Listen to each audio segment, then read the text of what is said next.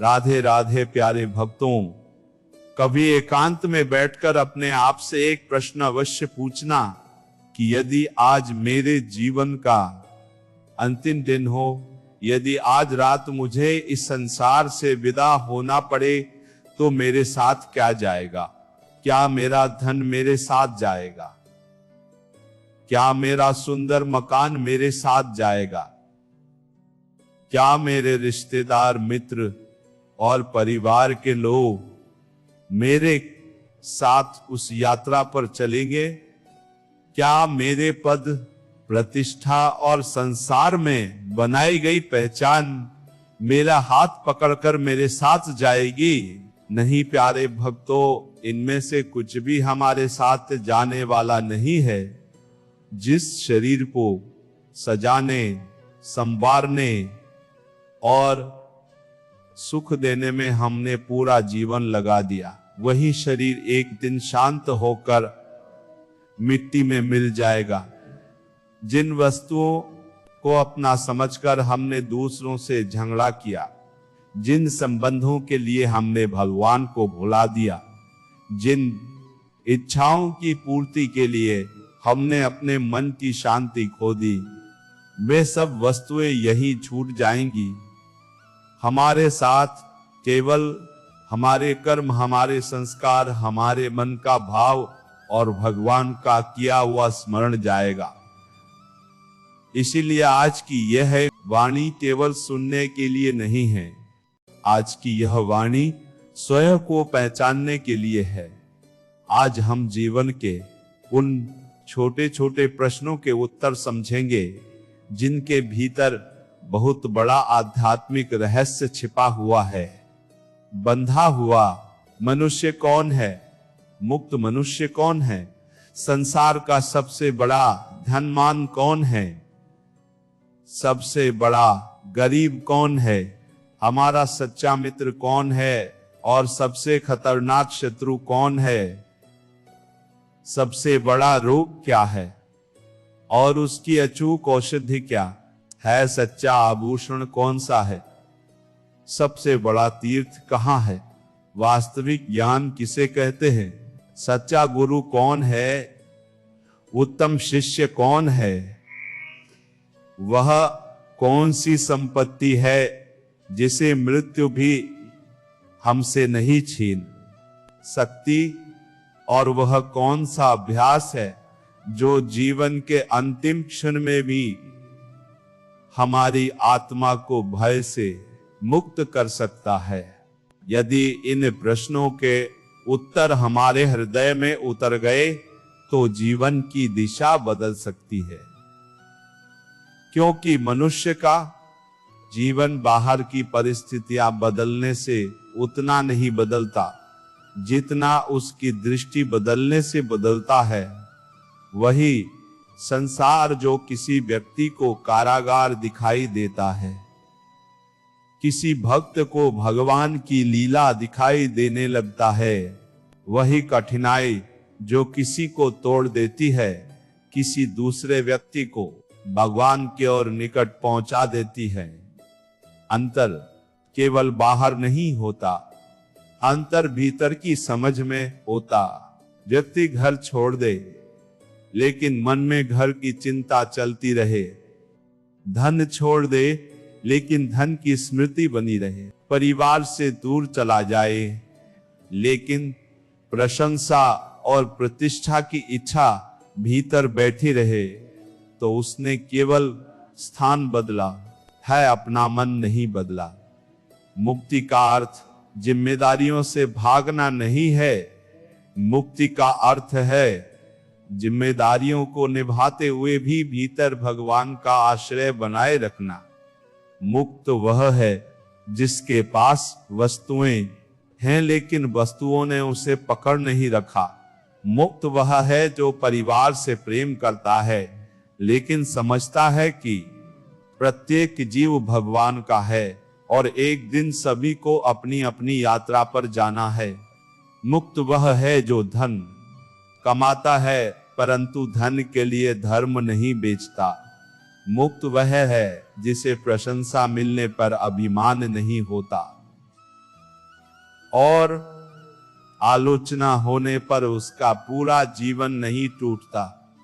मुक्त वह जो सुख आने पर भगवान को नहीं भूलता और दुख आने पर भगवान से मुंह नहीं मोड़ता। मुक्ति की शुरुआत उस दिन होती है जिस दिन मनुष्य कहता है कि हे प्रभु, आपने जो दिया उसके लिए धन्यवाद, और जो नहीं दिया उसमें भी आपकी कोई कृपा छिपी होगी। मेरी प्रसन्नता केवल परिस्थिति की दासी नहीं रहेगी। मैं अपने मन को आपके चरणों में रखूंगा।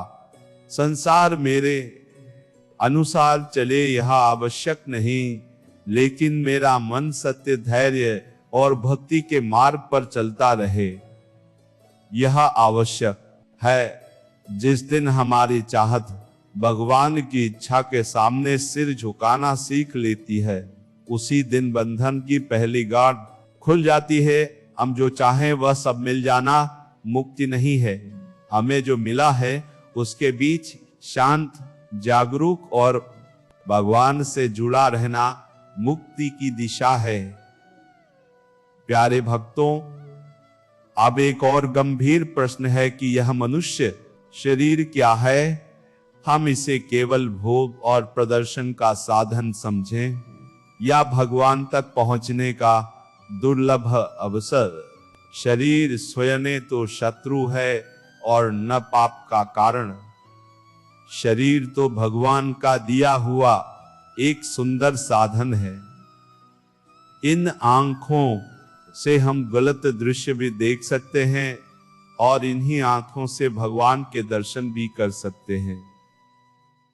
इस वाणी से हम किसी का अपमान भी कर सकते हैं और इसी वाणी से नाम जप भी कर सकते हैं।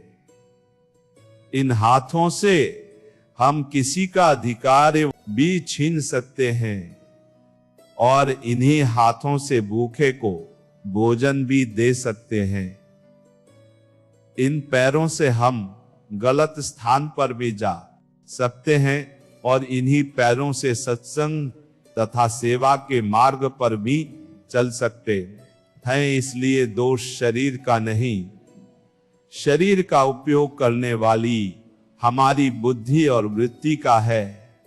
यदि इस दुर्लभ शरीर को केवल खाने, सोने, कमाने, दिखाने, झगड़ने और दूसरों से आगे निकलने में समाप्त कर दिया, तो हमने बहुत मूल्यवान अवसर खो दिया। मान लीजिए किसी गरीब व्यक्ति को थोड़े समय के लिए एक ऐसी चाबी दी जाए जिससे वह अनमोल खजाना प्राप्त कर सकता है, लेकिन वह उस चाबी को केवल खिलौना समझकर इधर उधर घुमाता रहे और समय पूरा होने पर चाबी वापस चली जाए, तो उससे बड़ी मूर्खता क्या होगी। यह मानव जीवन भी ऐसी ही चाबी है। हमें नहीं पता है अवसर कितने समय तक हमारे पास है। बाल सफेद होने के बाद ही मृत्यु आएगी, इसका कोई नियम नहीं। सभी काम पूरे हो जाने के बाद ही शरीर छूटेगा, ऐसा कोई वचन हमें नहीं मिला। मृत्यु यह नहीं देखती कि हमारी उम्र कितनी है, बैंक में कितना धन है, घर में कितने लोग हम पर निर्भर हैं, या भविष्य के लिए हमने कितनी योजनाएं बनाई हैं। समय पूरा हुआ तो यात्रा आरंभ हो जाएगी।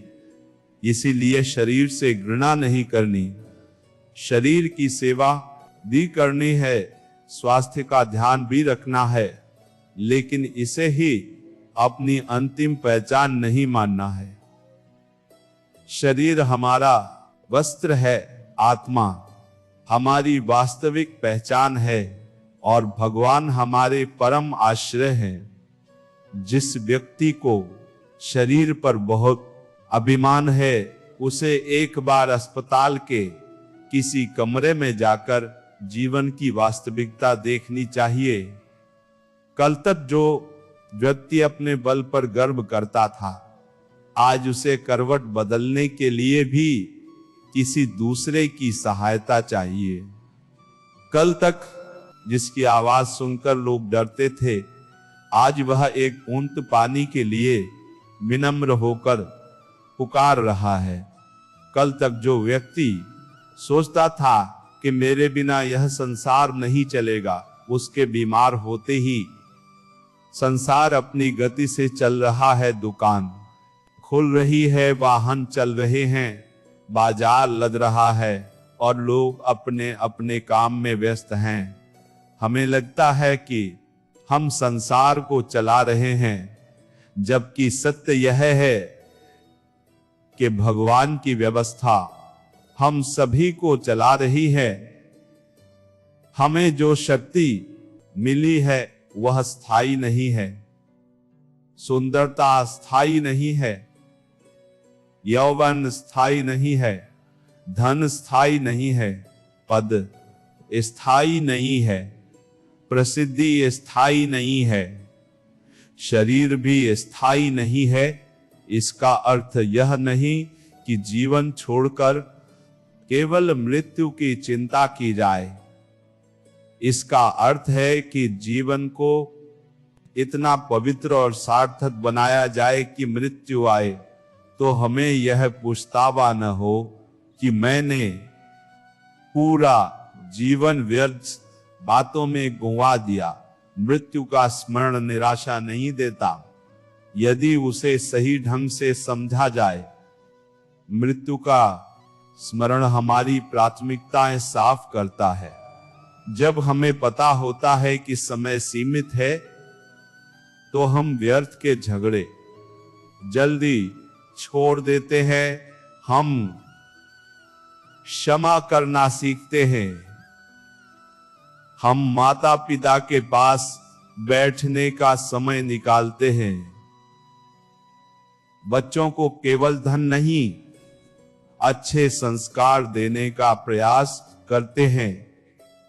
हम किसी दुखी व्यक्ति की सहायता करने में देर नहीं लगाते। हम भगवान का नाम कल से नहीं, आज से लेना शुरू करते हैं।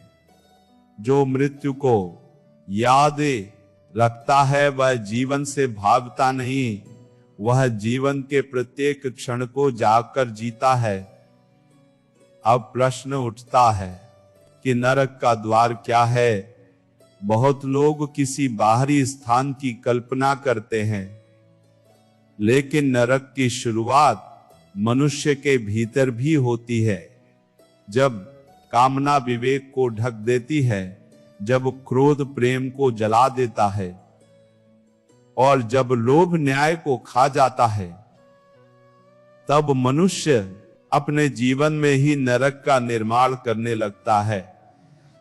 गीता का संदेश है कि काम, क्रोध और लोभ आत्मा के पतना के 3 बड़े द्वार हैं। ध्यान रखिए, किसी स्त्री या पुरुष का अस्तित्व नरक का द्वार नहीं है। दूषित दृष्टि, किसी को केवल भोग की वस्तु मानना, संबंधों की मर्यादा तोड़ना और दूसरे की गरिमा को नष्ट करना पतन का मार्ग है। प्रत्येक स्त्री और प्रत्येक पुरुष के भीतर वही परमात्मा विराजमान है। दोष व्यक्ति के शरीर में नहीं, देखने वाले की वासना से भरी दृष्टि में है। यदि आंखों में सम्मान है तो संसार मंदिर बन जाता है। यदि आंखों में वासना और स्वार्थ है तो मनुष्य पवित्र संबंधों को भी अपवित्र कर देता है। इसी प्रकार धन अपने आप में पाप नहीं है, धन से मंदिर बन सकता है। किसी निर्धन बच्चे की शिक्षा हो सकती है, किसी बीमार का उपचार हो सकता है और किसी भूखे का पेट भर सकता है। लेकिन यही धन जब लोभ, अहंकार और अन्याय का साधन बन जाए तो पटने का कारण बनता है। अग्नि से भोजन भी पकता है और वही अग्नि असावधानी से घर भी जला सकती है। वस्तु को दोष देना आसान है, अपनी वृत्ति को पहचानना कठिन है। आध्यात्मिकता हमें दूसरों पर आरोप लगाना नहीं, अपने मन को देखना सिखाती है। स्वर्ग क्या है? क्या केवल मृत्यु के बाद मिलने वाला कोई सुंदर स्थान स्वर्ग है? संतों ने स्वर्ग का एक बहुत सरल संकेत बताया है। जब मन में अनावश्यक तृष्णा कम होने लगे, जब जो प्राप्त है उसके लिए कृतज्ञता जन्म लेने लगे, और जब दूसरों की सफलता देखकर मन जलने के बजाय प्रसन्न होने लगे, तब मनुष्य के भीतर स्वर्ग उतरने लगता है। जिस घर में कम वस्तुएं हैं लेकिन प्रेम, संतोष, मर्यादा और नाम जिप है, वह घर स्वर्ग से कम नहीं।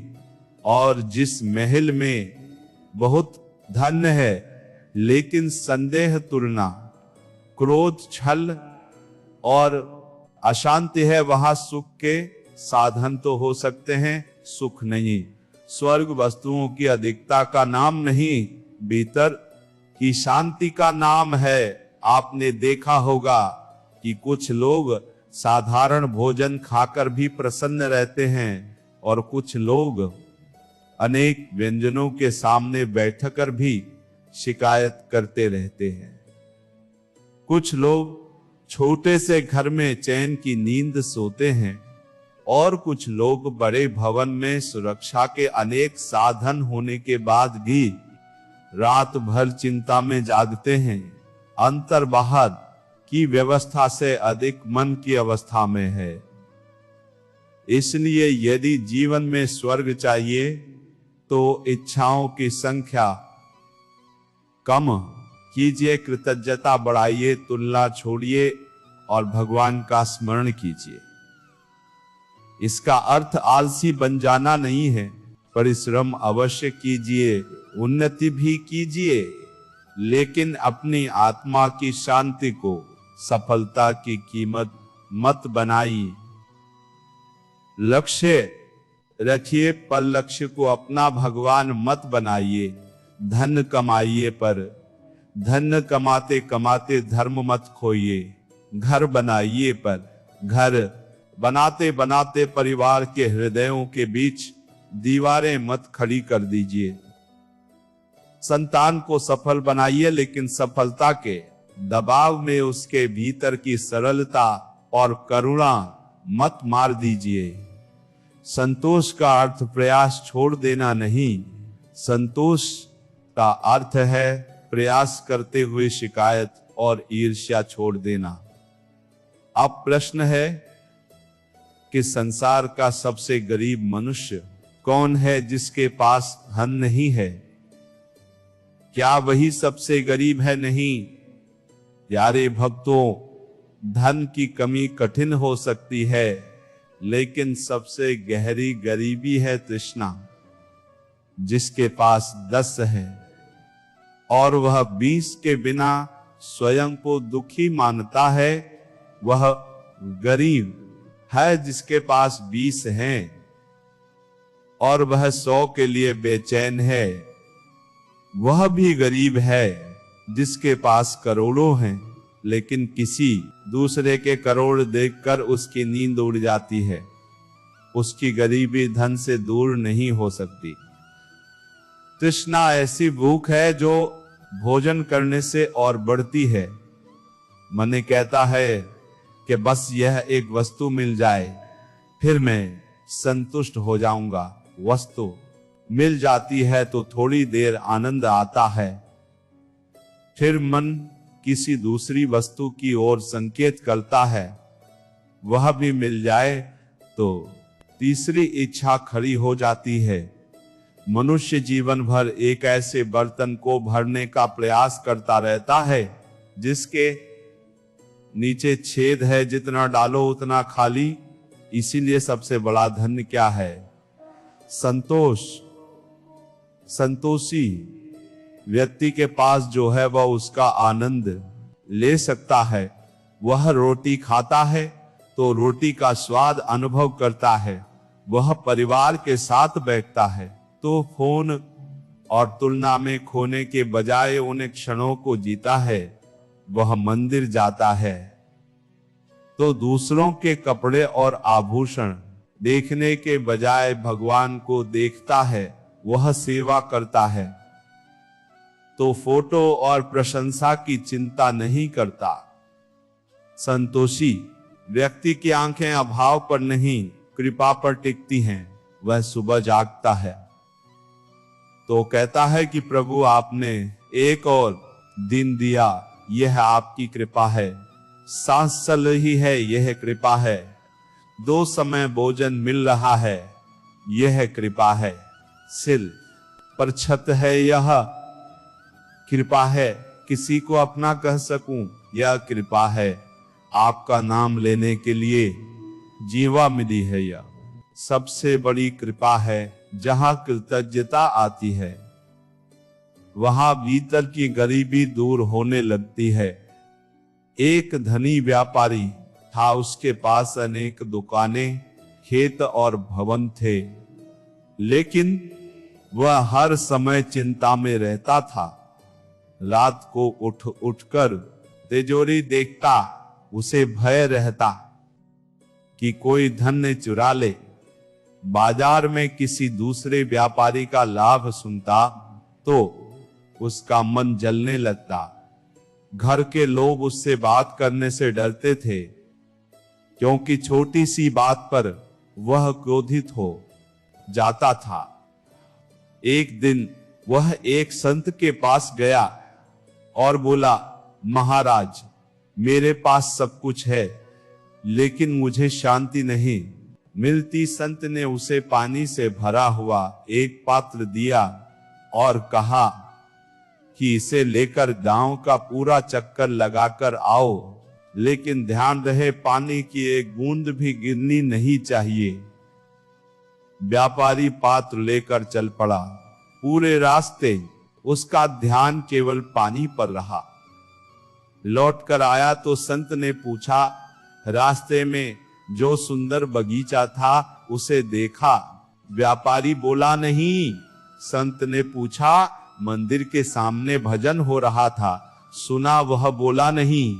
संत ने पूछा, रास्ते में तुम्हारा मित्र मिला था, उससे बात की? व्यापारी ने कहा, मैंने किसी को नहीं देखा, मेरा पूरा ध्यान पात्र पर था। संत मुस्कुराए और बोले, यही तुम्हारे जीवन की कहानी है। भगवान ने तुम्हें परिवार, स्वास्थ्य, प्रकृति, प्रेम, सेवा और भक्ति के कितने अवसर दिए, लेकिन तुम्हारा पूरा ध्यान धन के पात्र पर है। एक बूंद कम न हो जाए, इसी भय में तुमने जीवन के सारे सुंदर दृश्य खो दिए। धन को संभालना गलत नहीं, लेकिन धन संभालते संभालते जीवन खो देना मूर्खता है। व्यापारी की आंखों में आंसू आ गए। उस दिन उसे समझ आया कि वह धन का स्वामी नहीं था, धन उसका स्वामी बन चुका था। प्यारे भक्तों, अपने जीवन में भी देखिए कि कहीं हम किसी ऐसे पात्र को तो नहीं पकड़े हैं जिसकी चिंता में भगवान की दी हुई बाकी कृपाएं दिखाई ही नहीं दे रही। अब प्रश्न है कि हमारा सबसे बड़ा शत्रु कौन है? अक्सर हम किसी दूसरे व्यक्ति का नाम सोच लेते। हमें लगता है कि अमुक व्यक्ति ने मेरा जीवन खराब कर दिया, उसने मेरा अपमान किया, उसने मुझे धोखा दिया, इसीलिए वही मेरा शत्रु है। दूसरे व्यक्ति का गलत व्यवहार निश्चित रूप से पीड़ा दे सकता है, लेकिन बाहर का शत्रु हमारा उतना नुकसान नहीं कर सकता जितना अनियंत्रित मन और इंद्रियां कर सकती हैं। बाहर का व्यक्ति हमें एक बार अपमानित करता है, हमारा मन उस घटना को 1000 बार दोहराकर हमें 1000 बार दुख देता है। किसी ने एक कठोर शब्द कहा और चला गया, लेकिन हम कई वर्षों तक उसे अपने भीतर बैठाए रखते हैं। जब भोजन सामने आता है और जीभ कहती है कि आवश्यकता से अधिक खाओ, जब आंखें कहती हैं कि वही देखो जिससे मन में वासना और अशांति बढ़े, जब कान कहते हैं कि दूसरों की निंदा सुनो, जब वाणी कहती है कि क्रोध में सब कुछ बोल दो, तब यदि बुद्धि कमजोर पड़ गई तो हमारी अपनी इंद्रियां शत्रु का काम करती है। लेकिन यही इंद्रियां अनुशासित हो जाएं तो सबसे बड़ी मित्र बनती है। आंखें भगवान के दर्शन करें, अच्छे ग्रंथ पढ़ें और दूसरों में अच्छाई देखें। कान सत्संग और नाम संकीर्तन सुने। जीवा सात्विक भोजन ग्रहण करे, मधुर वचन बोले और भगवान का नाम ले। हाथ सेवा करें, पैर सही मार्ग पर चलें, मने भगवान की लीलाओं का चिंतन करे। इंद्रियों को नष्ट नहीं करना, उन्हें सही दिशा देनी है। नदी पर बांध और सही मार्ग बना दिया जाए तो वही जल खेतों को हरा भरा कर देता है। मार्ग ने मिले तो बाढ़ बनकर गांव डुबो देता है। हमारी ऊर्जा भी ऐसी ही है। अनुशासन मिले तो साधना बनती है और नियंत्रण ने मिले तो पत्नी का कारण बनती है। मन को जीतने का अर्थ मन से युद्ध करते रहना नहीं है। जिस व्यक्ति को बार बार कहा जाए कि इस दिशा में मत देखो, वह मन कभी कभी उसी दिशा में और अधिक देखने लगता है। केवल रोकने से मन शांत नहीं होता, उसे कोई श्रेष्ठ रस देना पड़ता है। बच्चे के हाथ से गंदी वस्तु छुड़ानी हो तो उसे सुंदर खिलौना दिया जाता है। यदि केवल उसकी मुट्ठी खींचेंगे तो वह रोएगा और वस्तु को कसकर पकड़ेगा।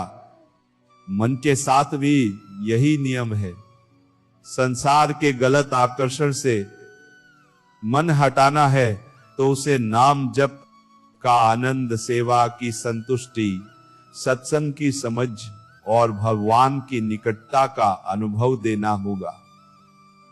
सुबह उठते ही फोन बस देखने वाला मन यदि कुछ दिन शांत बैठकर नाम जपने लगे तो धीरे धीरे उसे भीतर की शांति का स्वाद मिलेगा। हर समय निंदा सुनने वाला मन यदि अच्छे विचार और संतों की वाणी सुनने लगे तो उसकी दिशा बदलेगी। देर रात तक व्यर्थ दृश्य देखने वाला मन यदि सोने से पहले भगवान की कथा पढ़े तो उसके संस्कार बदलेंगे। मन को खाली नहीं छोड़ा जा सकता, खाली स्थान में पुरानी आदत फिर आ जाएगी। बुरे विचार हटाने हैं तो अच्छे विचार भरने होंगे। गलत संग छोड़ना है तो सत्संग अपनाना होगा। व्यर्थ बोलना छोड़ना है तो नाम जप करना होगा। स्वार्थ घटाना है तो सेवा बढ़ानी होगी। इसलिए सच्चा साधक मन को केवल डांटता नहीं, उसे प्रेम से भगवान का सेवक बनाता है। वह मन से कहता है, तूने संसार का बहुत चिंतन कर लिया, अब कुछ समय उस प्रभु का चिंतन कर जिसने यह जीवन दिया है। तूने लोगों से बहुत आशा रख ली, अब एक बार भगवान पर भरोसा करके देख। तूने पुराने घाव बार बार याद किए, अब प्रभु की कृपाएं याद कर। मन जब भगवान का शिष्य बन जाता है तब वही मन जो हमें नीचे खींचता था भक्ति के मार्ग पर आगे ले जाने लगता है। जागा हुआ मनुष्य कौन है? केवल आंखें खुली होना जागना नहीं है।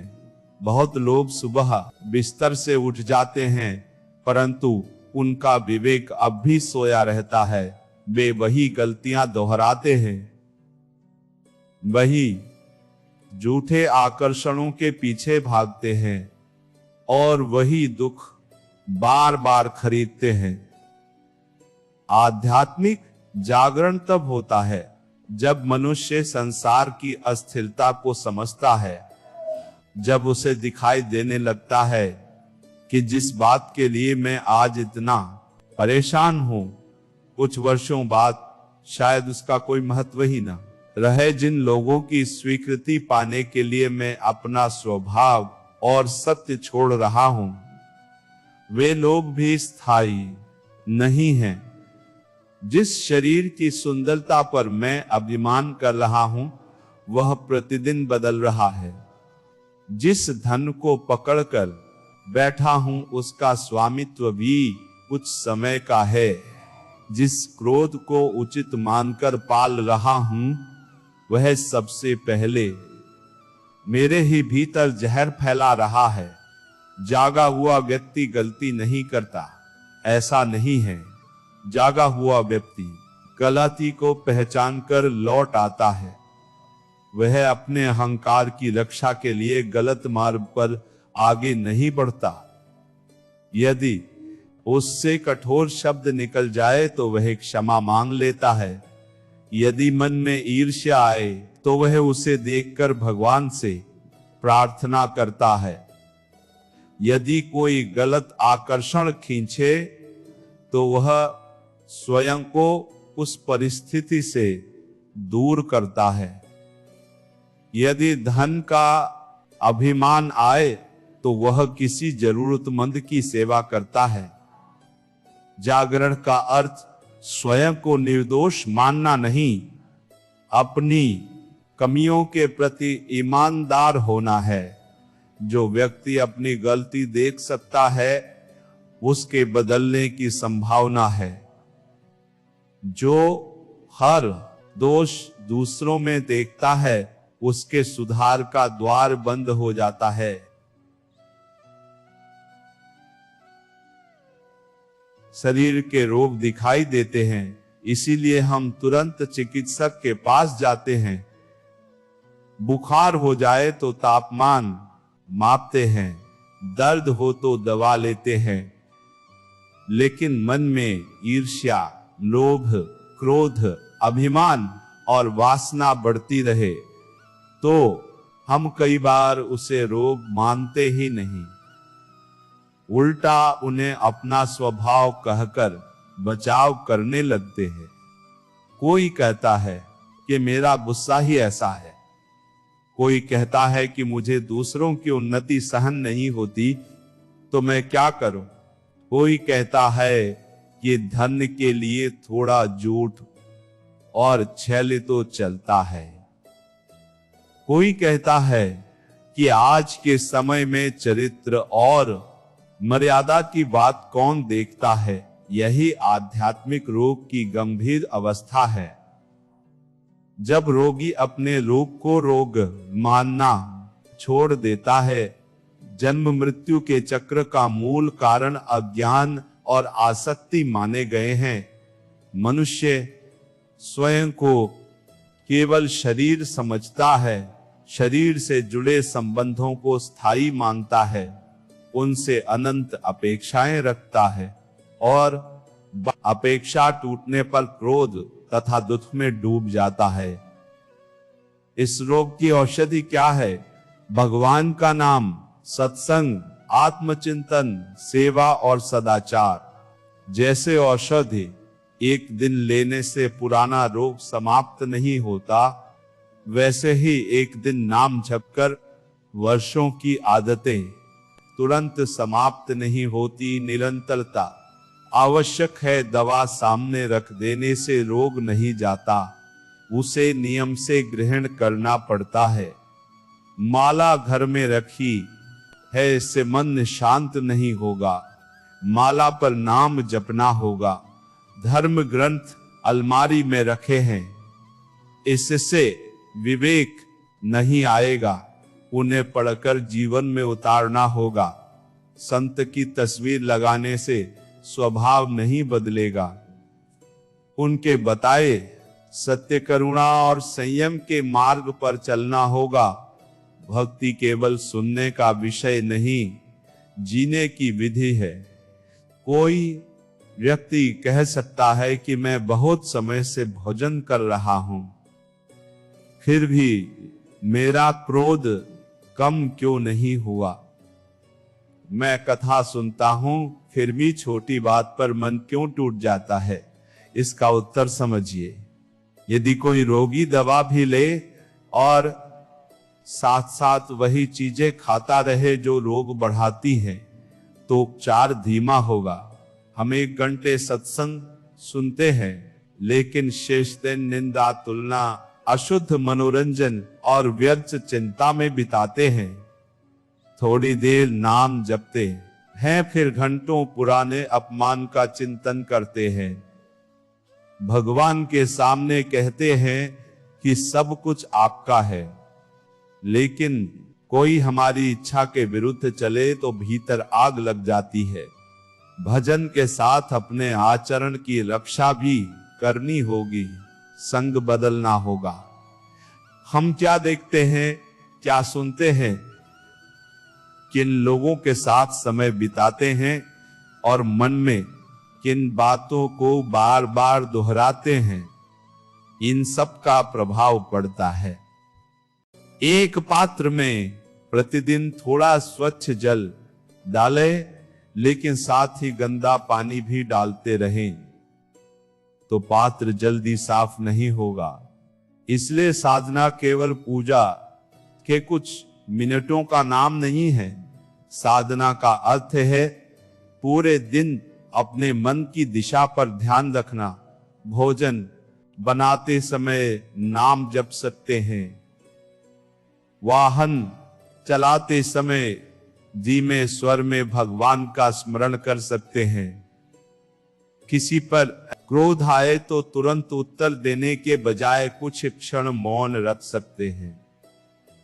बाजार में गलत लाभ का अवसर मिले तो बाजार सत्य चुन सकते हैं। किसी की निंदा सुनाई दे तो विषय बदल सकते हैं। किसी की सफलता देखकर ईर्ष्या आए तो उसके लिए मंगल प्रार्थना कर सकते हैं। यही दैनिक जीवन की साधना है। इसी से धीरे धीरे भीतर की मिट्टी बदलती है और भक्ति का बीज वृक्ष बनता है। अब प्रश्न है कि सच्चा गुरु कौन है? गुरु केवल वह नहीं जो हमारे मन की प्रत्येक इच्छा पूरी होने का आश्वासन दे।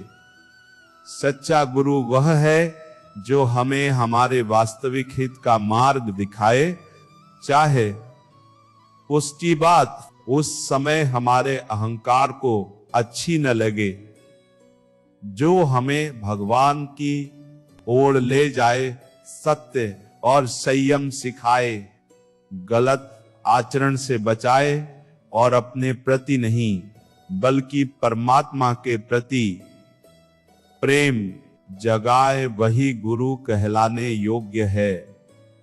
चिकित्सक रोगी को केवल मीठी चीजें देकर प्रसन्न नहीं करता, कभी कड़वी, देवा और कठिन नियम भी देता है। रोगी उस समय शिकायत कर सकता है, लेकिन चिकित्सक उसके दीर्घकालीन हित को देखता है। इसी प्रकार गुरु की कृपा केवल सिर पर हाथ रखने में नहीं, हमारी गलत आदतों पर प्रकाश डालने में भी होती है। यदि गुरु कहें कि क्रोध छोड़ो, चरित्र की रक्षा करो, धन में ईमानदारी रखो, माता पिता की सेवा करो, समय व्यर्थ मत गंवाओ और नाम जप करो, तो इन वचनों को सुनकर केवल भावुक हो जाना पर्याप्त नहीं। सच्चा शिष्य कौन है? जो गुरु के वचन को जीवन में उतारने का प्रयास करे। गुरु कहते रहे कि सुबह नाम जप करो, और शिष्य देर तक सोता रहे। गुरु कहते रहे कि निंदा मत करो और शिष्य सत्संग से लौटते ही दूसरों की कमियां गिनने लगे। गुरु कहते रहे कि विनम्र बनो और शिष्य गुरु के नाम पर दूसरों से झगड़ा करे तो यह गुरु भक्ति नहीं है। गुरु का सम्मान उनके बताए मार्ग पर चलने से होता है। उनकी तस्वीर के सामने फूल चढ़ाना सुंदर है, लेकिन उनके उपदेश को अपने आचरण का फूल बनाना उससे भी सुंदर है। गुरु और संत की पहचान करते समय विवेक भी आवश्यक है। केवल सुंदर वाणी, बड़ा मंच, भीड़ या बाहरी चमत्कार देखकर किसी को पूर्ण महात्मा मान लेना उचित नहीं। सच्चे संत के जीवन में लोभ कम होता है, अहंकार कम होता है और भगवान के प्रति निष्ठा दिखाई देती है। वह लोगों को अपने भय में नहीं बांधता, भगवान के आश्रय में जोड़ता है। वह सेवा और सदाचार का संदेश देता है। वह दूसरों के धर्म, परिवार या गरिमा को नष्ट करने की शिक्षा नहीं देता। वह अपने लिए अंधी पूजा नहीं मांगता, बल्कि शिष्य के देह पर भीतर सत्य का दीपक जलाता है। सच्चा संत किसी को संसार के कर्तव्यों से भागना नहीं सिखाता। वह कर्तव्यों को भगवान की सेवा मानकर निभाना सिखाता है। माता पिता की उपेक्षा करके बड़ी बड़ी धार्मिक बातें करना भक्ति नहीं। अपने जीवन साथी और बच्चों को दुख देकर मंदिर में दान करना पूर्ण धर्म नहीं। कर्मचारी का अधिकार रोककर यज्ञ कराना भगवान को प्रसन्न नहीं कर सकता। धर्म का पहला प्रमाण हमारे व्यवहार में दिखाई देना चाहिए। हमारे संपर्क में आने वाले लोगों को हमसे भय, अपमान और छल मिले, लेकिन मंच पर हम भक्ति की बातें करें तो यह दोहरा जीवन है। संत हमें बाहर का वेश बदलने से पहले भीतर का स्वभाव बदलना सिखाते हैं। कपड़े बदलना सरल है, दृष्टि बदलना कठिन है। स्थान बदलना सरल है, संस्कार बदलना कठिन है। नाम बदलना सरल है, अहंकार छोड़ना कठिन है। इसलिए सच्ची साधना वहीं आरंभ होती है जहां मनुष्य स्वयं से छल करना बंद करता है। अब एक अत्यंत महत्वपूर्ण प्रश्न है कि मनुष्य का सबसे सुंदर आभूषण कौन सा है? क्या सोना, चांदी, हीरे और महंगे वस्त्र किसी व्यक्ति को वास्तव में सुंदर बना सकते हैं? वे शरीर की शोभा कुछ समय बढ़ा सकते हैं, लेकिन मनुष्य की वास्तविक शोभा उसका चरित्र है। जिस व्यक्ति की वाणी सत्य और मधुर है, जिसकी दृष्टि की वाणी सत्य और पवित्र है, जो अकेले में भी गलत काम नहीं करता, जो अवसर मिलने पर भी किसी का अधिकार नहीं छीनता, जो संबंधों में निष्ठावान है, जो कमजोर व्यक्ति का लाभ नहीं उठाता और जो अपने वचन का सम्मान करता है, वही वास्तव में सुंदर है। बाहरी सौंदर्य आंखों को कुछ क्षण आकर्षित करता है, लेकिन पवित्र चरित्र हृदय में स्थायी सम्मान पैदा करता है। किसी घर में बहुत महंगी सजावट हो, लेकिन वहां रहने वाले एक दूसरे को धोखा देते हो तो वह सजावट किस काम की? कोई व्यक्ति सुंदर वस्त्र पहने, माथे पर तिलक लगाए और हाथ में माला रखे, लेकिन उसकी दृष्टि दूषित हो और व्यवहार छल से भरा हो, तो बाहरी चिन्हों से पवित्र नहीं बना सकते। तिलक हमें याद दिलाता है कि यह मस्तक भगवान के चरणों में झुका है। माला याद दिलाती है कि वाणी भगवान का नाम लेने के लिए है। धार्मिक वस्त्र याद दिलाते हैं कि हमारा आचरण मर्यादित होना चाहिए। यदि संकेत रह जाए और उसका अर्थ जीवन से गायब हो जाए तो धर्म केवल प्रदर्शन बन जाता है। आज संसार मनुष्य को यह सिखा रहा है कि तुम कैसे दिखाई देते हो, यही सबसे महत्वपूर्ण है। आध्यात्मिकता पूछती है कि जब कोई तुम्हें नहीं देख रहा होता तब तुम कैसे हो। भीड़ के सामने ईमानदार दिखना आसान है, अकेले में ईमानदार रहना चरित्र है। कैमरे के सामने सेवा करना सरल है, बिना किसी को बताए सेवा करना चरित्र है। शक्तिशाली व्यक्ति के सामने विनम्र बनना आसान है, अपने से कमजोर व्यक्ति के साथ सम्मान से बोलना चरित्र है। मंदिर में भगवान के सामने सिर है। सबसे पहला प्रश्न है कि वास्तव में बंधा हुआ मनुष्य कौन है? क्या वह व्यक्ति बंधा हुआ है जिसके हाथों और पैरों में लोहे की बेड़ियां पड़ी हुई हैं?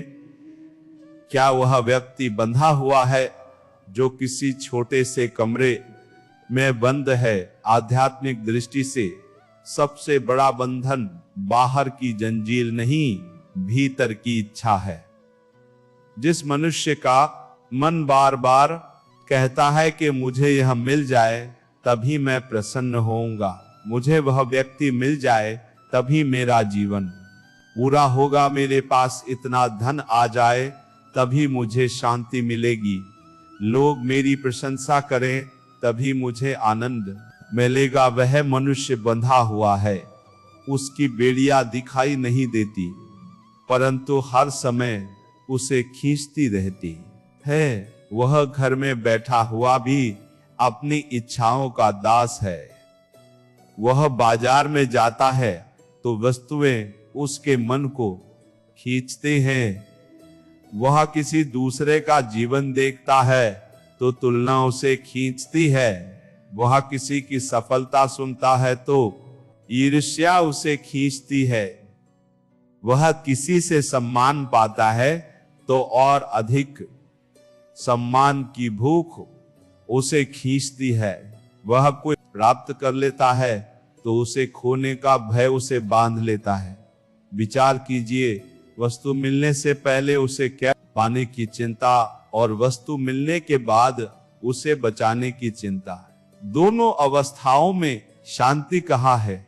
इसीलिए संतों ने कहा कि बंधन वस्तु में नहीं, वस्तु से जुड़े हुए हमारे मोह में है। भोजन शरीर की देश आवश्यकता है परंतु स्वाद की अनंत लालसा बंधन बन जाती है। धन गृहस्थ जीवन की आवश्यकता है परंतु धन को ही जीवन का परम सत्य मान लेना बंधन है। परिवार भगवान का दिया हुआ सुंदर दायित्व है परंतु परिवार को भगवान से भी बड़ा मानकर धर्म और सत्य को छोड़ देना बंधन है। सम्मान अच्छा लग सकता है परंतु सम्मान के बिना बेचैन हो जाना बंधन है। संसार में रहना बंधन नहीं है, संसार को अपने भीतर बसा लेना बंधन है। नाव पानी में रहे तो यात्रा पूरी करती है लेकिन पानी नाव के भीतर भर जाए तो वही नाव डूब जाती है। इसी प्रकार मनुष्य संसार में रहकर अपने कर्तव्य करे, यह उचित है परंतु संसार का लोभ, तुलना, ईर्ष्या और मोह उसके हृदय में भर जाए तो उसका आध्यात्मिक जीवन डूबने लगता है।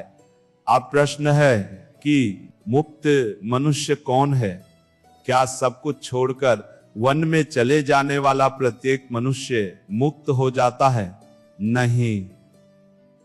यदि कोई नहीं झुकाना सरल है।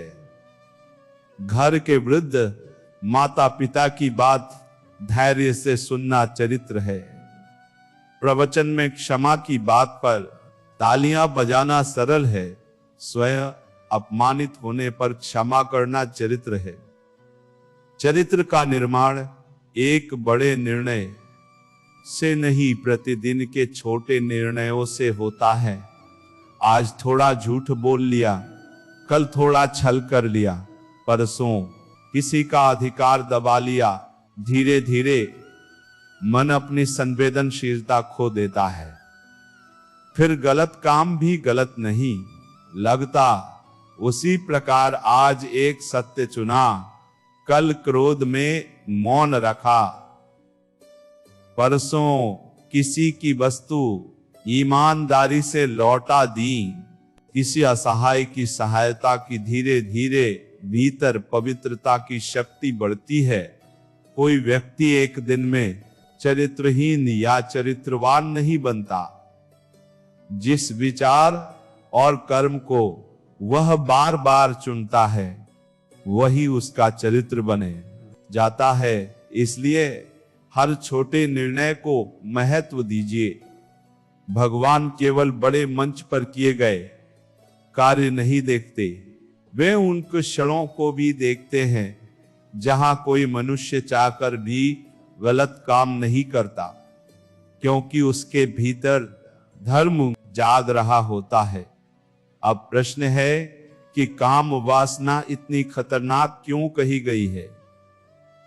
क्योंकि जब वासना मन और बुद्धि पर अधिकार कर लेती है, तब व्यक्ति कुछ समय के लिए परिणाम देखना बंद कर देता है।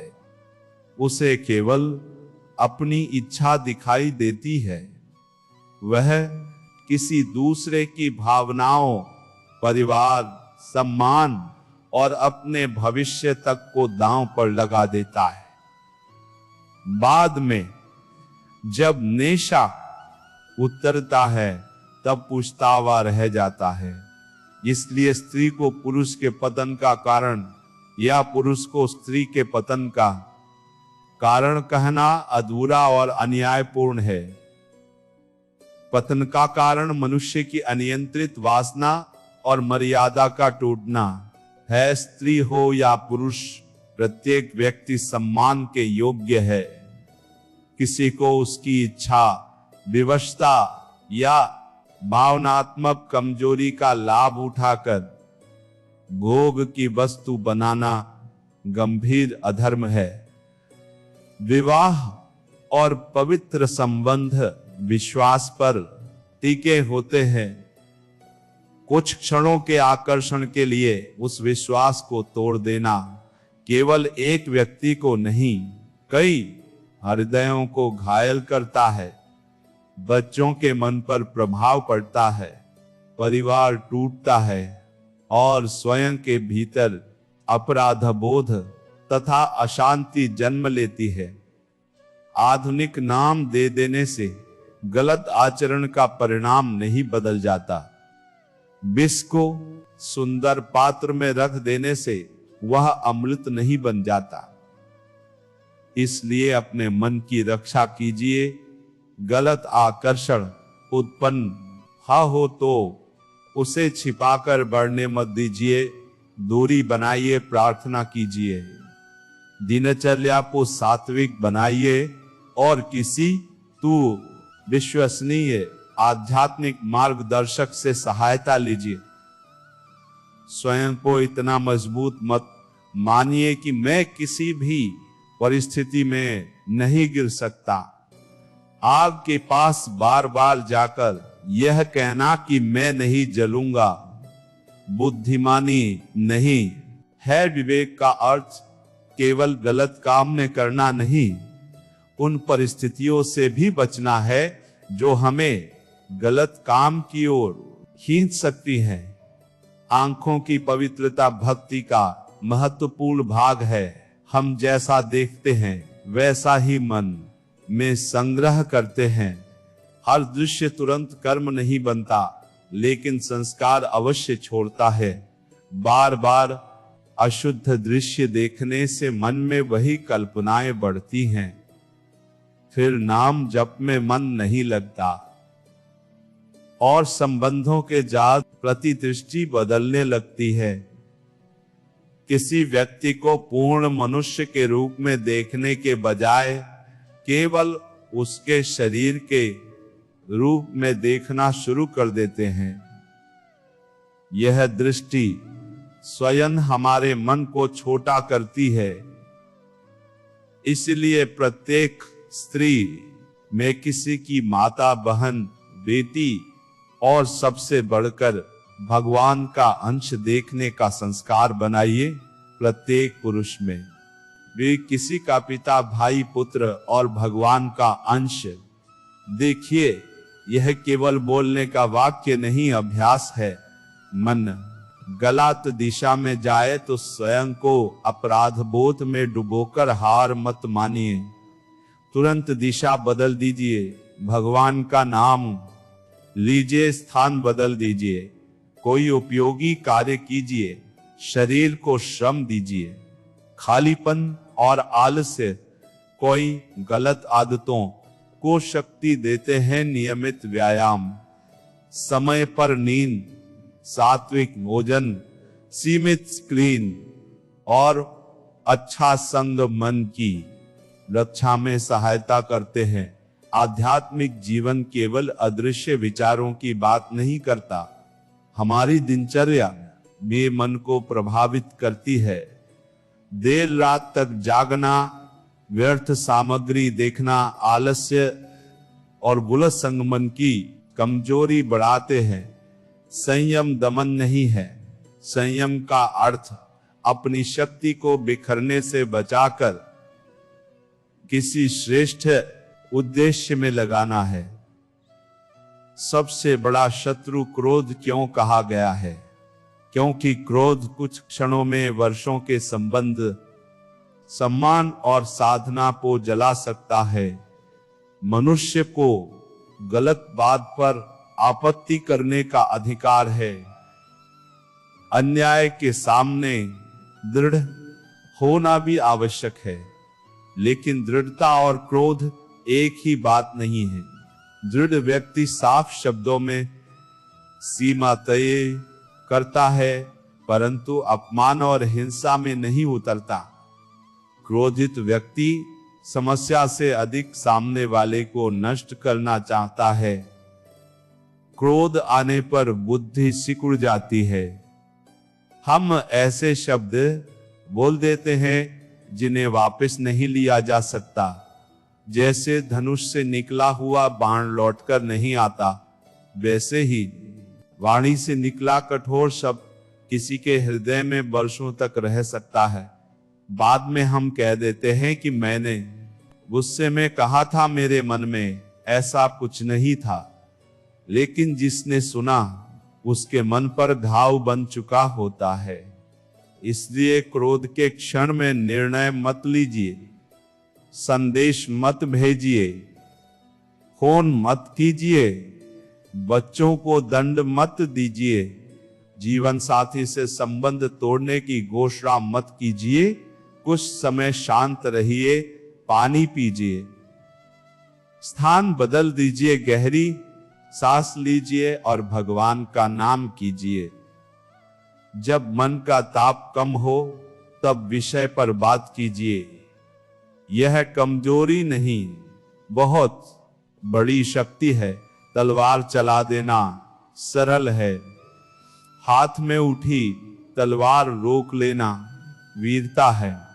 क्रोध आता कहां से है? अधिकतर क्रोध के पीछे कोई अधूरी इच्छा या घायल अहंकार छिपा होता है।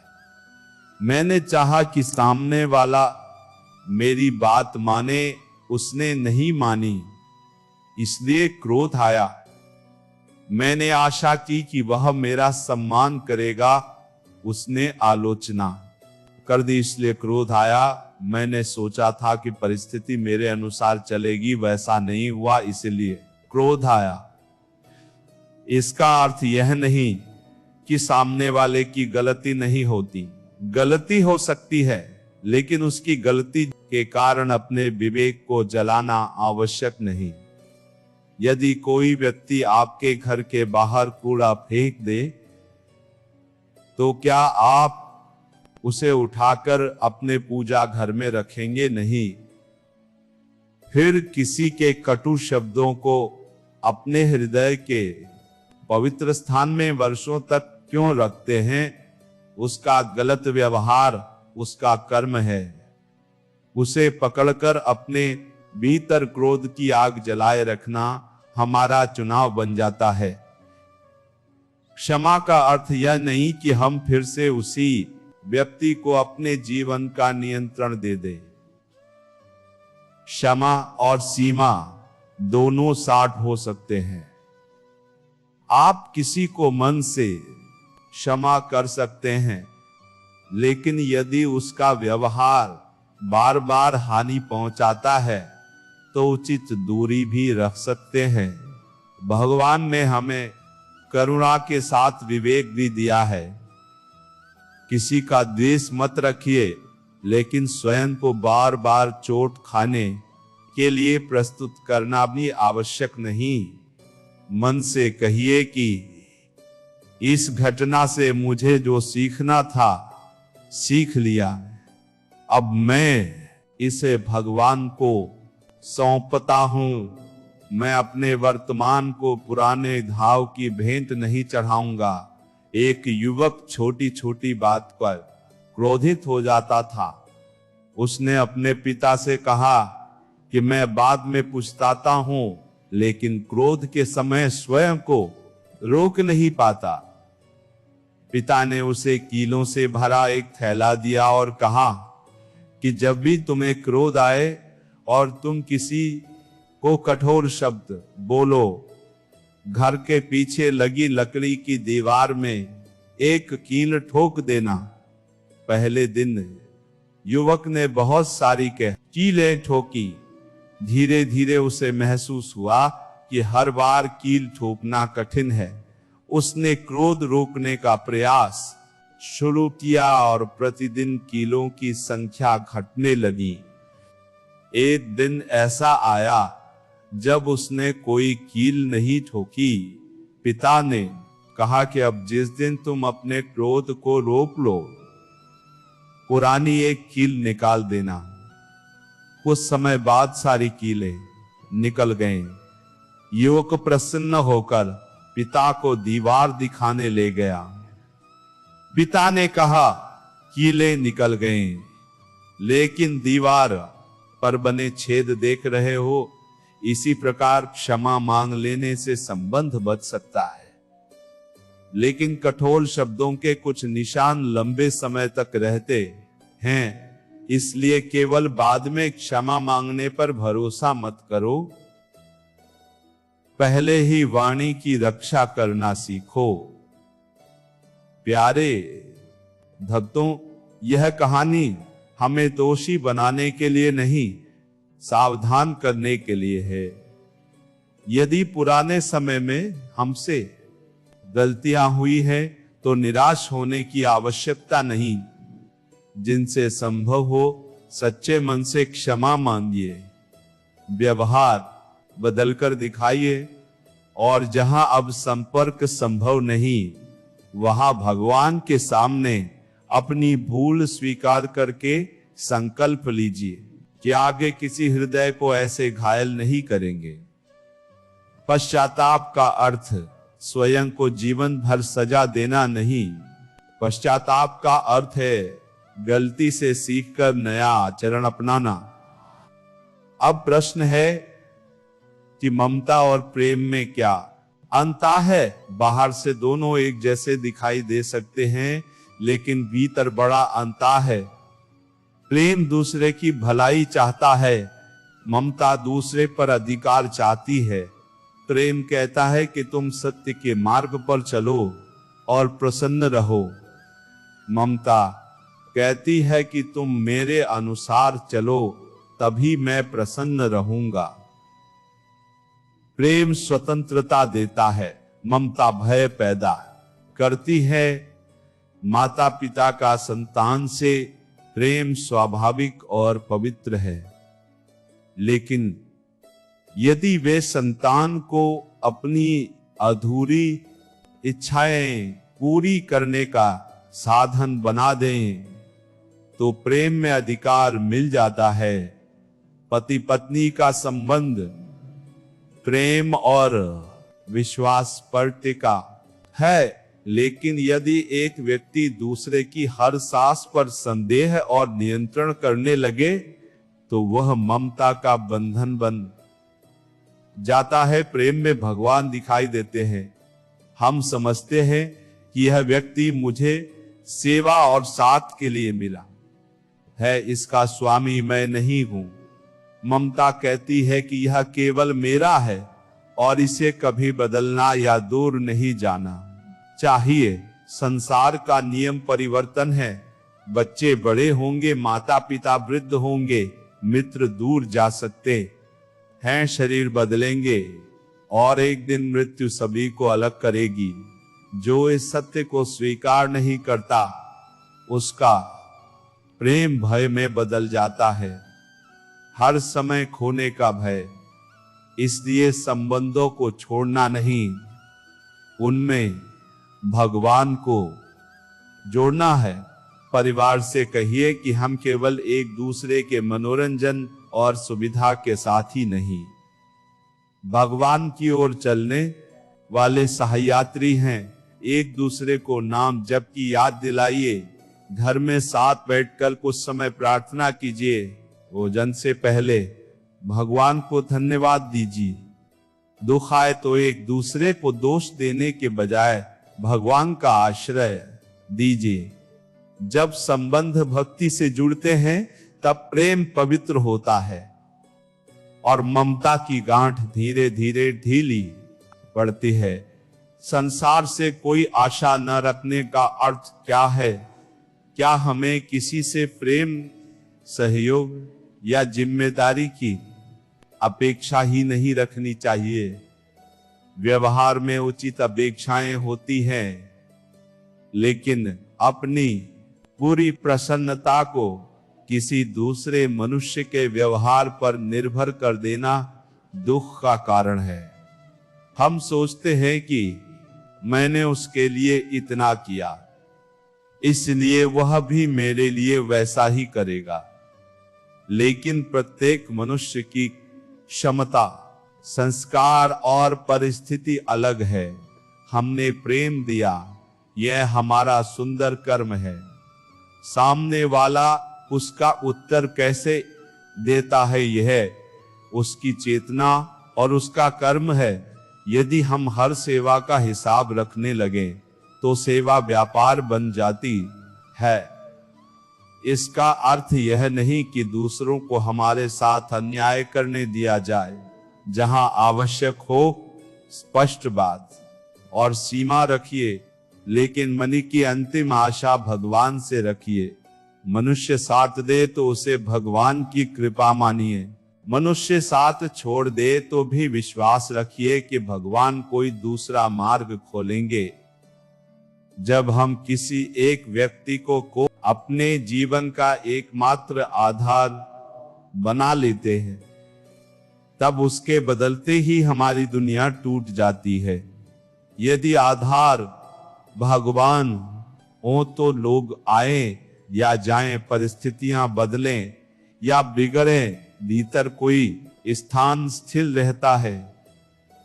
कहिए, हे प्रभु, संसार के संबंध आपके दिए हुए हैं।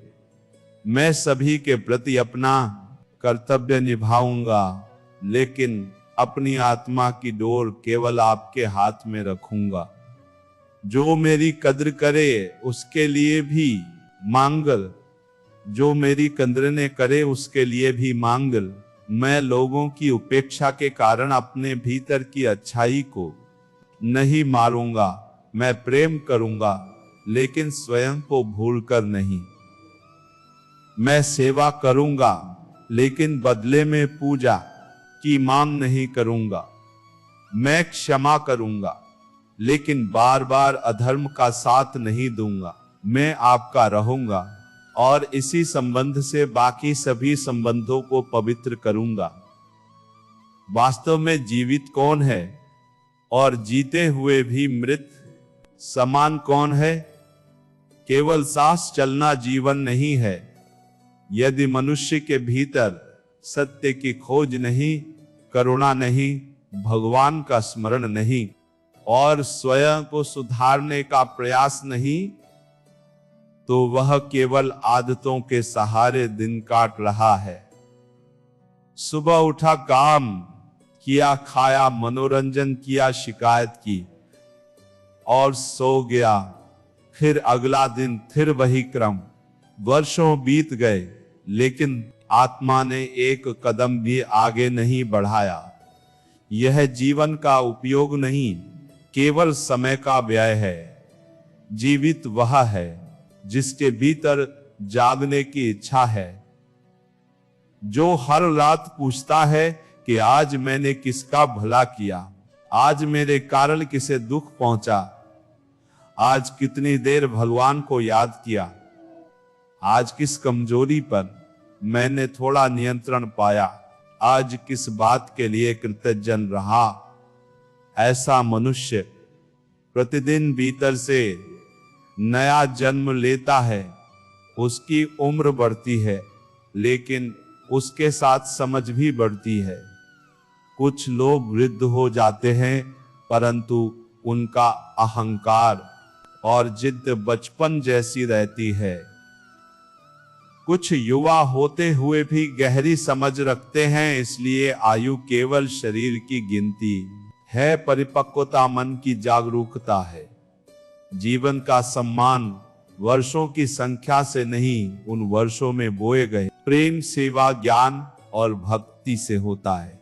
सच्चा लाभ क्या है? बाजार में अधिक धन कमा लेना लाभ माना जाता है।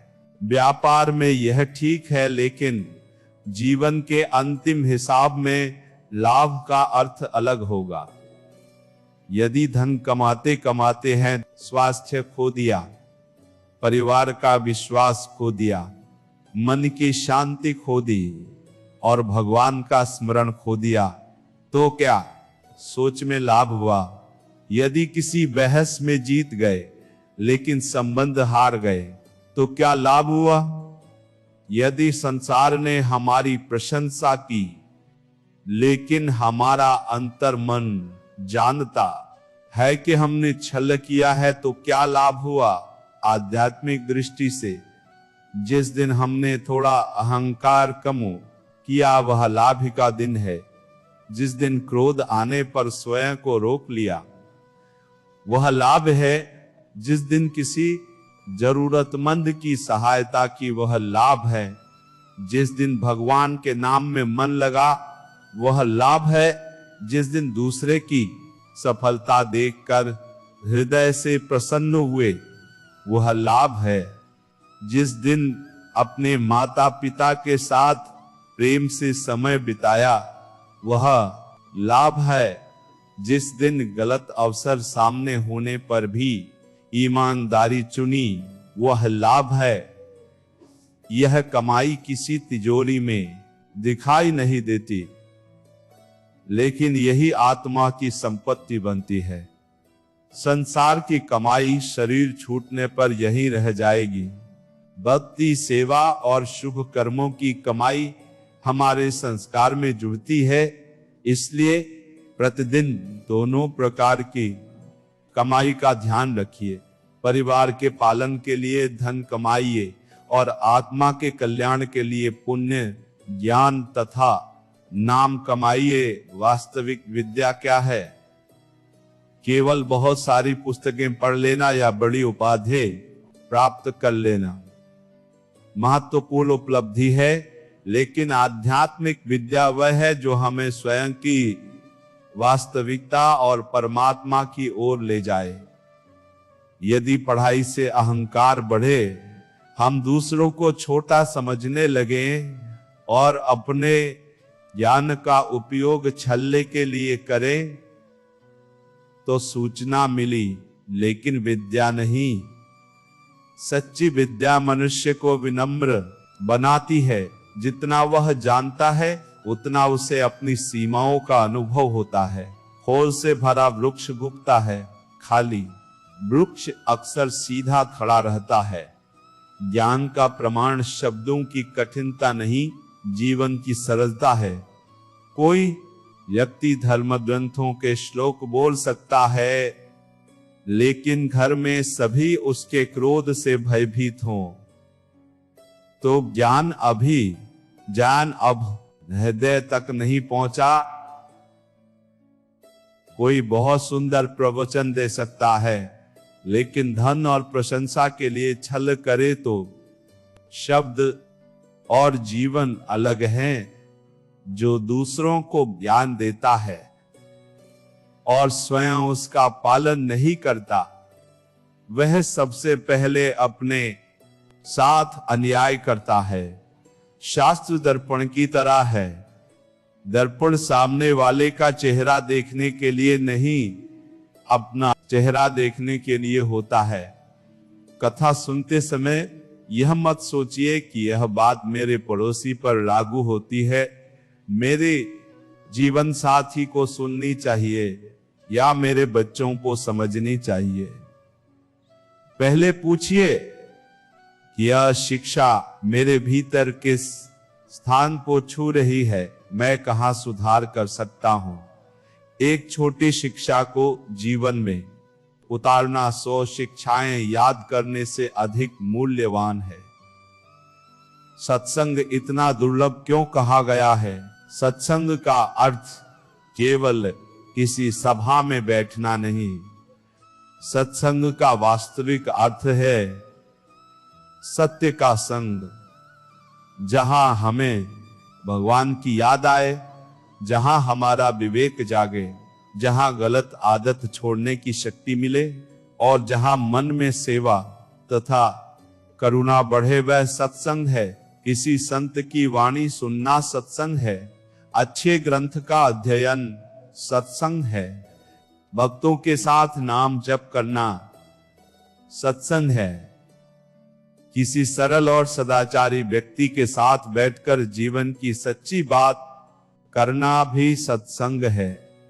यहाँ तक कि एकांत में अपने मन को भगवान के सामने ईमानदारी से रखना भी सत्संग की दिशा है।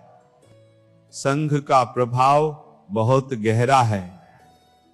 इत्र की दुकान में कुछ न खरीदें, फिर भी कपड़ों में सुगंधा जाती है। धुएं से भरे स्थान पर थोड़ी देर बैठे तो गंध साथ चली आती है।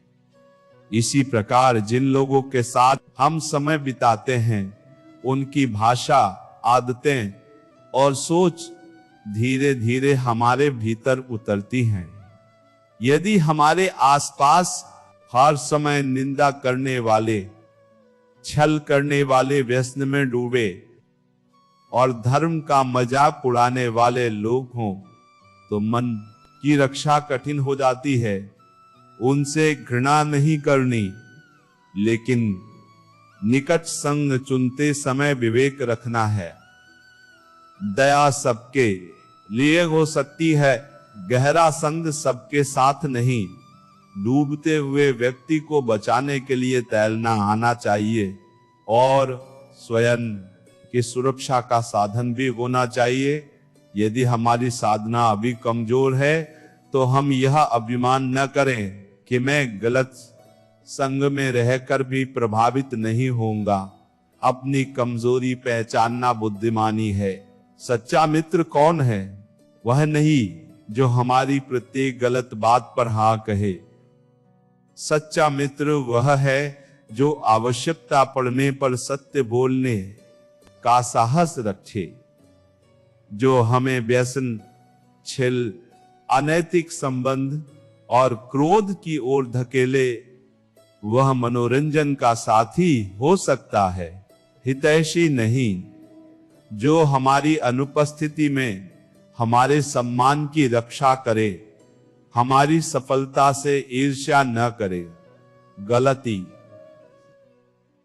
होने पर अकेले में समझाए, विपत्ति में साथ खड़ा रहे और भगवान से जोड़ने वाली बात कहे, वही मित्र है। लेकिन संसार का सबसे स्थायी मित्र भगवान का नाम है, जब कोई साथ नहीं होता, नाम साथ होता है। अस्पताल के कुमारे में अकेली रात में अपमान के बाद आर्थिक संकट में और मृत्यु के निकट भी भगवान का नाम लिया जा सकता है। धन कुछ समस्याओं तक साथ देता है। रिश्तेदार अपनी क्षमता तक साथ देते हैं। शरीर भी एक सीमा तक साथ देता है, लेकिन नाम आत्मा के साथ चलता है। इसलिए अभी से नाम को अपना मित्र बनाइए। संकट आने पर नया परिचय बनाने का समय नहीं मिलता। जिस नाम को सुख के समय प्रेम से जपा गया हो, वही दुख के समय सहज रूप से होठों पर आता है। परीक्षा के दिन वही याद रहता है जिसका अभ्यास पहले किया गया हो। अंतिम समय भगवान का नाम आ जाए, यह इच्छा सुंदर है, लेकिन उसके लिए आज से अभ्यास करना होगा। प्यारे भक्तों, सबसे बड़ा दान क्या है? केवल बहुत धन देना ही दान नहीं। किसी भयभीत व्यक्ति को सुरक्षा का अनुभव देना अभय दान है। किसी निराश व्यक्ति को आशा का एक सत्य वचन देना दान है। किसी अज्ञानी को सही ज्ञान देना दान है। भूखे को भोजन, प्यासे को जल, बीमार को उपचार और विद्यार्थी को शिक्षा देना दान है। किसी वृद्ध की बात धैर्य से सुन लेना भी समय का दान है। किसी गलती करने वाले को सुधार का अवसर देना क्षमा का दान है। भगवान का नाम प्रेम से बांटना आध्यात्मिक दान है। लेकिन दान में विवेक आवश्यक है। हम जो सहायता दे रहे हैं उसका उपयोग किस दिशा में होगा, यह देखना चाहिए। यदि हमारी दी हुई राशि किसी के व्यसन या गलत कार्य को बढ़ाती है, तो वह सहायता नहीं, जरूरत समझकर यथासंभव उचित व्यक्ति और उचित स्थान पर देना चाहिए। दान से अहंकार बढ़े तो उसकी पवित्रता कम हो जाती है। फोटो, नाम और प्रशंसा की इच्छा दान को सौदा बना सकती है। यदि प्रचार किसी अच्छे काम के लिए दूसरों को प्रेरित करने हेतु हो, तो उसका उद्देश्य अलग है, लेकिन भीतर यह जांचना आवश्यक है कि मैं सेवा कर रहा हूं या अपनी छवि बना रहा हूं। सच्चे दान के बाद मन कहता है कि प्रभु देने वाला भी आप, पाने वाला भी आप, और मेरे हाथ केवल माध्यम हैं। मैंने किसी पर उपकार नहीं किया, आपने मुझे अपनी सेवा का अवसर दिया। सबसे उत्तम कर्म क्या है? वह कर्म जिससे किसी प्राणी का हित हो और भगवान प्रसन्न हो। हर व्यक्ति बड़े कार्य नहीं कर सकता, लेकिन छोटे हितकारी कर्म सभी कर सकते हैं। रास्ते से ऐसा पत्थर हटा देना जिससे कोई गिर सकता है, सेवा है। प्यासे पशु के लिए जल रखना सेवा है। घर में काम करने वाले व्यक्ति से सम्मान पूर्वक बात करना सेवा है। किसी की मजबूरी का अनुचित लाभ न उठाना सेवा है। बच्चे के सामने वृद्ध का सम्मान करना संस्कार की सेवा है। किसी उदास व्यक्ति की बात बिना निर्णय दी सुनना सेवा है। इंटरनेट पर झूठी या अपमानजनक बात आगे न भेजना भी सेवा है। धर्म केवल मंदिर तक सीमित नहीं, मंदिर हमें बाहर आकर संसार में धर्म पूर्वक जीना सिखाता है। यदि पूजा के बाद हमारा व्यवहार पहले जैसा ही कठोर और स्वार्थी रहे, तो हमें पूजा की गहराई बढ़ानी होगी। भगवान को चढ़ाया हुआ फूल कुछ समय में सूख जाएगा, लेकिन किसी रोते हुए व्यक्ति के चेहरे पर हमारे कारण आई मुस्कान भगवान के चरणों में जीवित पूर्ण बन सकती है। इसका अर्थ पूजा छोड़ना नहीं।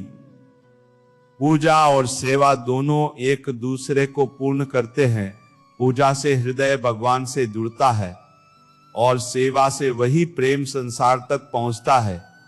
अहिंसा केवल किसी को शारीरिक चोट न पहुंचाने का नाम नहीं, वाणी की हिंसा भी होती है, उपेक्षा की हिंसा भी होती है। किसी की कमजोरी सबके सामने खोलकर उसका अपमान करना हिंसा है। झूठी अफवाह फैलाना हिंसा है। किसी आश्रित व्यक्ति को जानबूझकर भय में रखना हिंसा है। बच्चों की तुलना करके उनके आत्मसम्मान को तोड़ना हिंसा है। वृद्ध माता पिता को बोझ समझकर अपमानित करना हिंसा है। जीवन साथी के विश्वास को बार बार तोड़ना हिंसा है। स्वयं के प्रति भी हिंसा होती है। गलत आदतों से शरीर नष्ट करना, हर समय स्वयं को कोसना और पुरानी गलती के कारण वर्तमान जीवन को दंड देते रहना। करुणा दूसरों से आरंभ होकर स्वयं तक भी आनी चाहिए। अपनी गलती स्वीकार कीजिए, सुधार कीजिए, लेकिन यह मत कहिए कि अब मैं किसी भलाई के योग्य नहीं। भगवान की करुणा हमारे अपराध से बड़ी है। यदि पश्चाताप सच्चा हो और दिशा बदलने का संकल्प हो, कीचड़ में गिर जाने पर व्यक्ति वहीं बैठकर स्वयं को गंदा नहीं कहता रहता। वह उठता है, स्नान करता है और आगे सावधानी से चलता है। आध्यात्मिक जीवन भी ऐसा ही है। सबसे बड़ा तीर्थ कहाँ है? पवित्र नदियों, मंदिरों और धामों की यात्रा महान पुण्य देती है। उन स्थानों का वातावरण मन को भगवान की ओर मोड़ता है। लेकिन यदि तीर्थ जाकर भी मन में निंदा, छल, अहंकार और अशुद्ध दृष्टि बनी रहे तो यात्रा का पूरा लाभ नहीं मिल पाया। सबसे बड़ा तीर्थ पवित्र हृदय है। जिस मन में भगवान का स्मरण, दूसरों के प्रति करुणा और सत्य के प्रति निष्ठा है, वहां भगवान का निवास अनुभव होने लगता है। तीर्थ यात्रा का उद्देश्य केवल फोटो लेना या यह बताना नहीं कि हम इतने स्थानों पर गए। तीर्थ हमें लौटकर नया मनुष्य बनने की प्रेरणा दे। यदि वृंदावन जाकर लौटे तो व्यवहार में थोड़ी मधुरता आए। यदि गंगा स्नान किया तो किसी के प्रति मन का माल भी धोने का प्रयास हो। यदि मंदिर में दर्शन किए तो घर लौटकर परिवार के भीतर बैठे भगवान का भी सम्मान करें। बाहर का तीर्थ भीतर के तीर्थ को जगाए, तभी यात्रा पूर्ण होती है। और जो व्यक्ति किसी कारण यात्रा नहीं कर सकता, वह निराश न हो। सच्चे भाव से घर के छोटे से पूजा स्थान में बैठकर नाम जपे, माता पिता की सेवा करे और ईमानदारी से माता पिता की जीवन जिए तो भगवान उससे दूर नहीं है। भगवान दूरी नहीं, भाव देखते हैं। संसार का सबसे बड़ा वीर कौन है? वह नहीं जिसने अनेक लोगों को परास्त कर दिया। सच्चा वीर वह है जिसने अपने मन की गलत मांग के सामने घुटने नहीं टेके। बाहर के युद्ध में लोग हमारी वीरता देख सकते हैं, लेकिन भीतर का युद्ध अक्सर किसी को दिखाई नहीं देता। गलत धन कमाने का अवसर सामने था, लेकिन किसी ने ईमानदारी चुनी। वह वीर हाँ है, क्रोध में सामने वाले को नष्ट करने की शक्ति थी, लेकिन किसी ने स्वयं को रोक लिया, वह वीर है। गालिता आकर्षण बहुत प्रबल था, लेकिन किसी ने संबंधों की मर्यादा बचाई, वह वीर है। भीड़ अधर्म की ओर जा रही थी, लेकिन किसी ने अकेले सत्य का साथ दिया, वह वीर है। मित्र मजाक उड़ाते रहे, फिर भी किसी युवक ने व्यसन को हाथ नहीं लगाया, वह वीर है।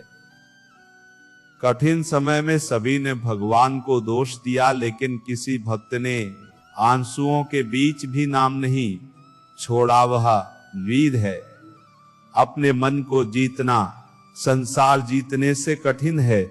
संसार को जीतने वाला राजा भी इच्छा का दास हो सकता है, लेकिन मन को भगवान के चरणों में रखने वाला साधारण व्यक्ति भीतर से सम्राट होता है। भय से मुक्त स्थान कहाँ है?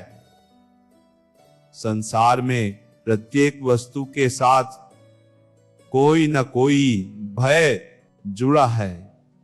धन है तो चोरी का भय, सुंदरता है तो ढलने का भय, पद है तो छिनने का भय, संबंध है तो बिछड़ने का भय, शरीर है तो रोग और मृत्यु का भय। जहां परिवर्तन है वहां खोने की संभावना है, और जहां खोने की संभावना है वहां भय है। पूर्ण निर्भयता भगवान की शरण में मिलती है। इसका अर्थ यह नहीं कि भक्त के जीवन में कठिनाई नहीं आएगी, कठिनाई आएगी। शरीर बीमार हो सकता है, लोग साथ छोड़ सकते हैं और योजनाएं असफल हो सकती हैं, लेकिन भक्त के भीतर एक विश्वास रहता है कि परिस्थिति चाहे जैसी हो, मैं भगवान की दृष्टि से बाहर नहीं हूं। जो हुआ वह भी उनकी जानकारी में हुआ और आगे का मार्ग भी वे दिखाएंगे। बच्चा अंधेरी सड़क पर पिता का हाथ पकड़कर चलता है। अंधेरा समाप्त नहीं हुआ, लेकिन हाथ का भरोसा भय कम कर देता है। भगवान की शरण ऐसा ही हाथ है। भक्त कहता है कि प्रभु मुझे हर घटना का कारण समझ में आए, यह आवश्यक नहीं, मुझे बस इतना विश्वास रहे कि आप मेरे साथ हैं। यदि यह घटना मेरी भूल का परिणाम है तो मुझे सुधार की शक्ति दीजिए। यदि यह परीक्षा है तो धैर्य दीजिए। यदि कोई द्वार बंद हुआ है तो सही द्वार पहचानने का विवेक दीजिए। यदि कोई व्यक्ति दूर गया है तो उसके प्रति द्वेष से बचाइए। यदि मेरी इच्छा पूरी नहीं हुई तो आपकी इच्छा स्वीकार करने की विनम्रता दीजिए। संसार में 3 चीजें अत्यंत दुर्लभ मानी गई हैं: सच्चे सद्गुरु का मिलना, सत्संग का मिलना और सत्संग की बात को जीवन में उतारने की इच्छा जागना। बहुत लोग अच्छी बात सुनते हैं, भावुक होते हैं, प्रशंसा करते हैं और थोड़ी देर बाद पुराने ढंग से जीने लगते हैं। सुनना पहली सीढ़ी है, मानने दूसरी और आचरण तीसरी। केवल पहली सीढ़ी पर खड़े रहकर मंजिल नहीं मिलती। आज की वाणी में से एक बात चुनिए और अगले कुछ दिनों तक उसका अभ्यास कीजिए।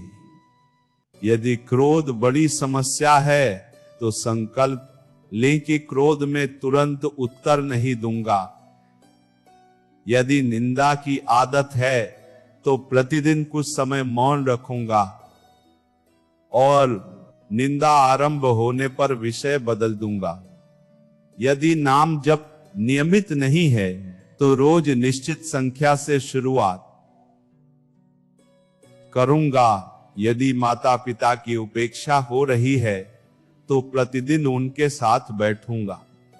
यदि मन अशुद्ध दृश्यों की ओर जाता है तो अपने फोन और दिनचर्या पर स्पष्ट सीमा लगाऊंगा। यदि धन का अभिमान है तो गुप्त रूप से सेवा करूंगा। छोटी शुरुआत को कम मत समझिए। एक छोटा दीपक बड़े कमरे का अंधकार काटना आरंभ कर देता है। भगवान हमारे प्रयास की सच्चाई देखते हैं, उसकी बाहरी भव्यता नहीं। अब सबसे गंभीर प्रश्न यह है कि प्राण निकलने का समय निकट हो तो मनुष्य को क्या करना चाहिए? उस समय भगवान का स्मरण करना चाहिए। लेकिन अंतिम समय मन ये वही जाएगा जहां वही जीवन भर जाता रहा है। यदि पूरी जिंदगी केवल धन, द्वेष, शरीर और परिवार की चिंता में बीती तो अंतिम क्षण अचानक मन को भगवान में स्थिर करना कठिन हो सकता है। इसलिए मृत्यु की तैयारी अंतिम बिस्तर पर नहीं, आज की सुबह से होती है। प्रतिदिन थोड़ा नाम जप अंतिम समय की तैयारी है। किसी को क्षमा करना तैयारी है। ईमानदार जीवन तैयारी है। मर्यादा की रक्षा तैयारी है।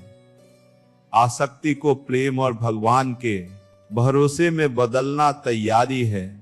रात को सोते समय भगवान का नाम लेना छोटी मृत्यु की तैयारी जैसा है, क्योंकि हमें नहीं पता सुबह आंख खुलेगी या नहीं।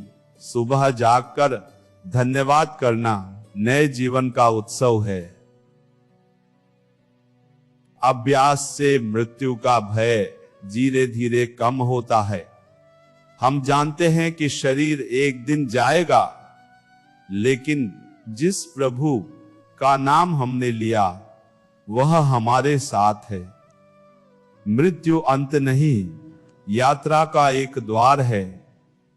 इसलिए ऐसा जीवन जिएं कि जाते समय हाथ खाली हो, लेकिन हृदय नाम से भरा हो। आंखों में पछतावा कम और भगवान का विश्वास अधिक हो। इसके लिए प्रतिदिन की एक सरल साधना अपनाई जा सकती है। सुबह आंख खुलते ही फोन मत उठाइए। सबसे करें, पहले मन में भगवान को प्रणाम कीजिए और कहिए, प्रभु आज का दिन आपका है। मेरे विचार, वाणी और कर्म की रक्षा कीजिए।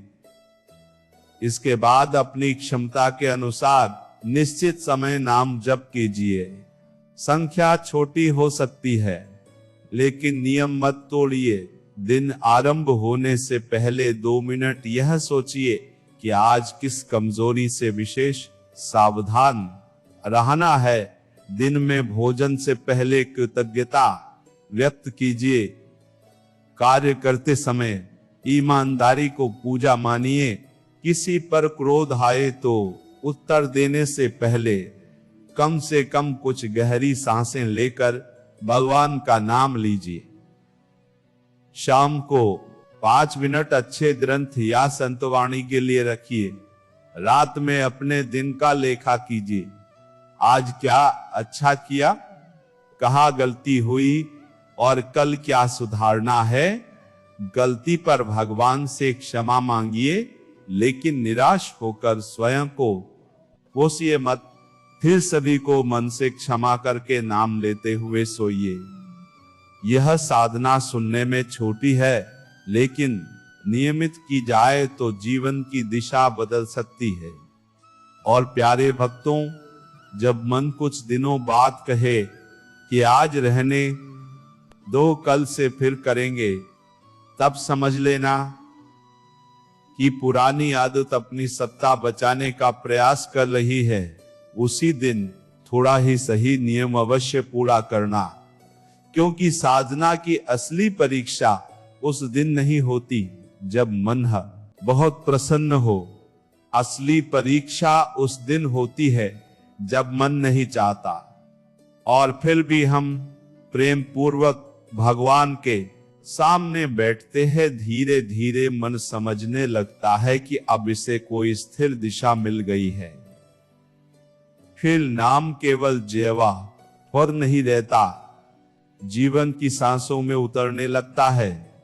संसार के काम चलते रहते हैं, जिम्मेदारियां भी रहती हैं, सुख दुख भी आते हैं, लेकिन भीतर कोई शांत दीपक जलने लगता है।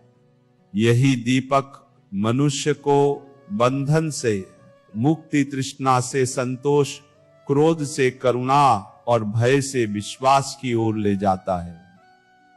परंतु यहाँ एक और बहुत महत्वपूर्ण प्रश्न सामने आता है।